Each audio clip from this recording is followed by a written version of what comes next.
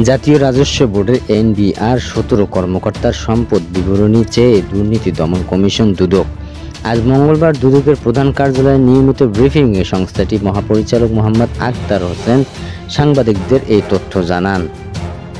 সম্পদ বিবরণী দিতে যাদের চিঠি পাঠানো হয়েছে তারা হলেন এনবিআর সদস্য মোহাম্মদ লুৎফর আজিম, সদস্য আয়কর নীতি AKM বদিউল আলম, সাবেক অতিরিক্ত মহাপরিচালক CIC মোহাম্মদ আলমগীর হোসেন, যুগ্ম কমিশনার মোহাম্মদ তারিক হাসান, অতিরিক্ত কমিশনার সাধন কুমার কুণ্ড, কাস্টম এক্সাইজ ও ভ্যাট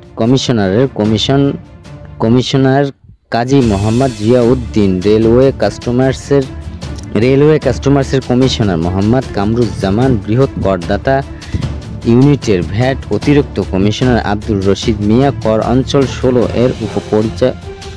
এর উপকর কমিশনার মোহাম্মদ শিহাবুল ইসলাম, কর অঞ্চল 8 এর অতিরিক্ত কর কমিশনার মির্জা আশিক রানা, BCS কর একাডেমির যুগ্ম কর কমিশনার মোহাম্মদ মোর্শেদ উদ্দিন খান, কর অঞ্চল 16 এর উপর কর commissioner Mona Lisa Shahrin,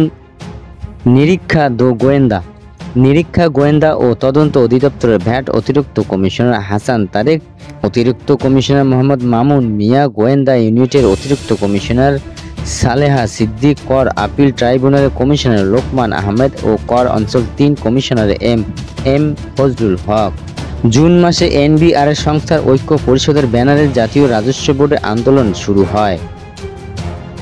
NBR chairman অপসারণ দাবিতে 1 সপ্তাহের কলম বিরতি অবস্থান কর্মসূচি ও সবশেষ 2 দিনের কমপ্লিট শাটডাউন পালনের পর কাজে ফেরেন আন্দোলনকারীরা। এনবিআর টানা আন্দোলনের মধ্যে কমপ্লিট শাটডাউনের নড়েচড়ে বসে সরকার। এনবিআর সেবা ঘোষণা করে আন্দোলনদের কাজে যোগ দিতে কঠোর হুঁশিয়ারি দেওয়া হয়। এরই মধ্যে আন্দোলনরত 16 এনবিআর কর্মকর্তা দুর্নীতির তথ্য অনুসন্ধান শুরুর তথ্য দেয় দুদক।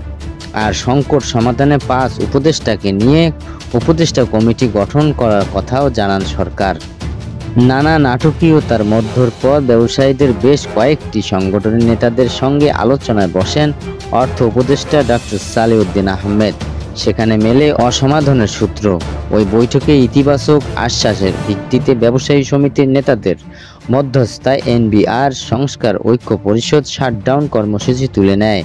পরদিন কাজে ফেরেন এনবিআর কর্মীরা।